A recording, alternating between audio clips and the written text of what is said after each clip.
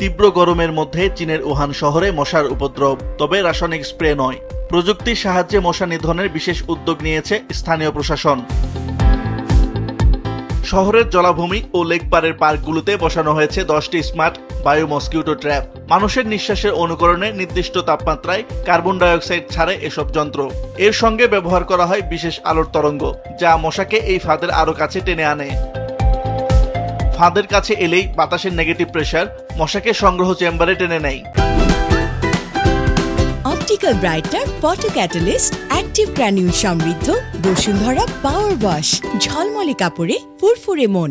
এরপর কোনো রাসায়নিকের ব্যবহার ছাড়াই বাতাসের মাধ্যমে শুকিয়ে মেরে ফেলা হয় মশা।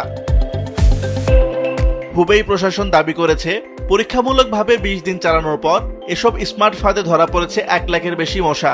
গরম আর আর্দ্র আবহাওয়ায় মশার বংশবিস্তার ঠেকাতে রাসায়নিকের বদলে প্রযুক্তি নির্ভর এই পরিবেশ বান্ধব পদ্ধতিকে গুরুত্ব দিচ্ছে কর্তৃপক্ষ। পরীক্ষামূলক এই উদ্যোগ সফল হলে আরও পার্ক ও জনসমাগম স্থলে স্মার্ট মশা নিয়ন্ত্রণ প্রযুক্তি ব্যবহারের পরিকল্পনা রয়েছে কর্তৃপক্ষের। আসিফ আল আমিন, মাছরাঙা নিউজ ডেস্ক।